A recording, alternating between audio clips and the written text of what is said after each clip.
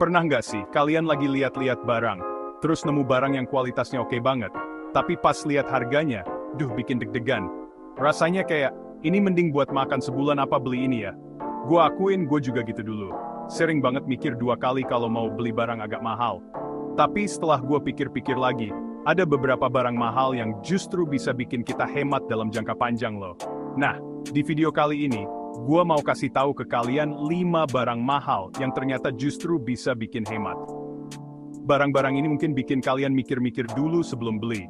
Tapi percayalah, kalau dihitung-hitung lagi, justru lebih hemat daripada beli yang murah. Penasaran? Yuk, langsung aja kita bahas. Oke, yang pertama, ini penting banget buat kalian yang hobi masak atau yang lagi belajar masak, yaitu peralatan masak berkualitas tinggi. Peralatan ini bisa jadi investasi jangka panjang buat dapur kalian. Pernah nggak sih, kalian beli wajan atau panci murah, terus baru beberapa kali pakai udah mulai lengket, gosong, atau bahkan gagangnya copot? Ngaku aja, pasti pada pernah ngalamin kan? Gue juga pernah guys, rasanya nyesek banget. Dulu, gue pikir beli wajan murah meriah nggak masalah, toh fungsinya sama aja. Tapi ternyata baru beberapa bulan udah hancur. Akhirnya beli lagi deh. Nah, kalau dihitung-hitung, beli wajan atau panci murah berkali-kali justru lebih boros daripada sekali beli yang berkualitas bagus. Coba deh, kalian sisihkan uang lebih untuk beli peralatan masak dari bahan stainless steel atau cast iron. Memang, harganya lebih mahal di awal bisa 5-10 kali lipat dari yang biasa. Tapi, itu sebanding dengan kualitasnya. Tapi kualitasnya nggak main-main guys. Awet banget, bahkan ada yang sampai puluhan tahun masih oke dipakai.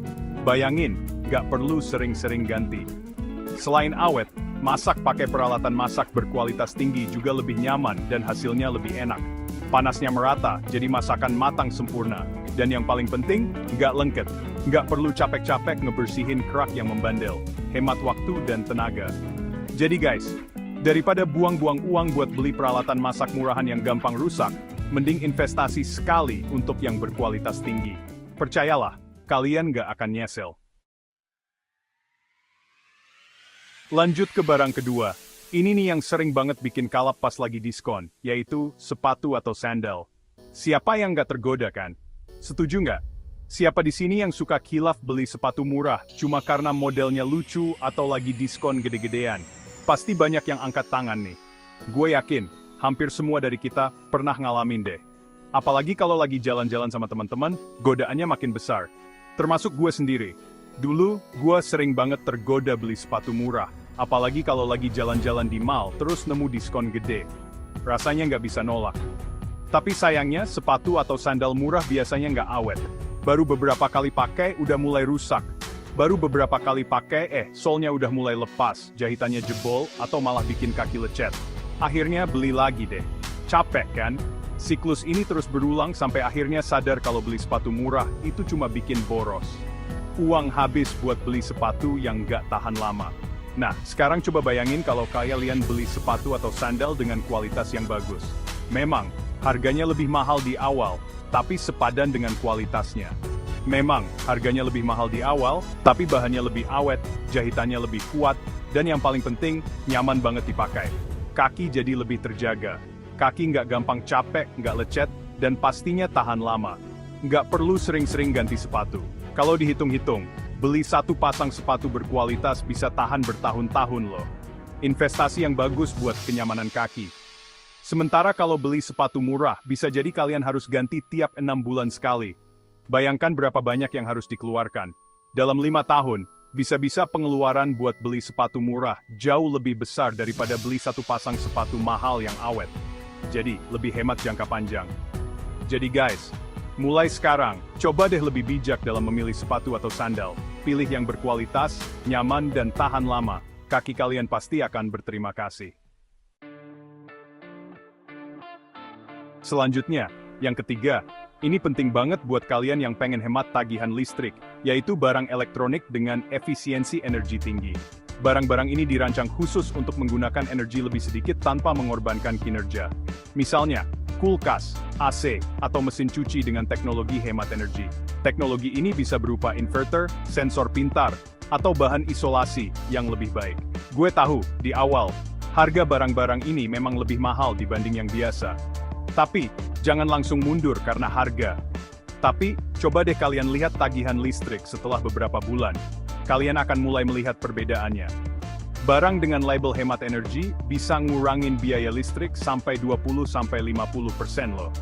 Ini bukan angka kecil. Kalau dihitung dalam hitungan tahun, penghematannya bisa jauh lebih besar dibanding selisih harga beli. Bayangkan berapa banyak yang bisa kalian tabung. Misalnya, AC dengan teknologi inverter mungkin lebih mahal 2-3 juta dibanding AC biasa. Tapi, teknologi ini sangat efisien. Tapi, dalam setahun, penghematan listrik bisa sampai 1-2 juta. Ini berarti penghematan yang signifikan. Artinya, dalam 2 tahun, kalian udah balik modal.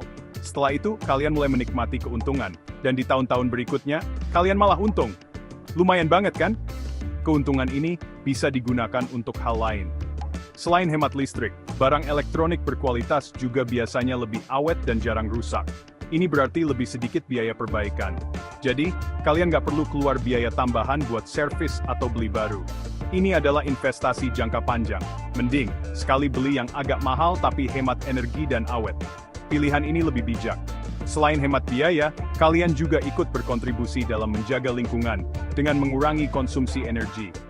Ini adalah langkah kecil yang berdampak besar. Pilih yang hemat energi agar tagihan listrik tetap aman dan dompet tetap tebal. Ini adalah keputusan yang cerdas dan berkelanjutan. Oke, lanjut ke barang keempat. Ini nih yang sering disepelein, tapi sebenarnya penting banget, yaitu kasur yang ergonomis dan berkualitas. Banyak yang mikir, kasur kan cuma buat tidur, ngapain beli yang mahal? Eits, tunggu dulu. Kualitas kasur itu punya dampak besar ke kesehatan dan produktivitas kita loh. Banyak orang nggak sadar kalau kasur yang buruk bisa menyebabkan masalah kesehatan seperti sakit punggung, leher kaku, atau tidur yang nggak nyenyak. Dan kalian tahu sendiri kan, kalau kesehatan terganggu, biaya berobat nggak murah. Kasur ergonomis yang berkualitas tinggi memang mahal, tapi manfaat jangka panjangnya luar biasa. Tidur jadi lebih nyenyak, tubuh terasa lebih segar, dan kalian bangun dengan energi penuh. Ini berdampak langsung ke produktivitas dan kualitas hidup kalian.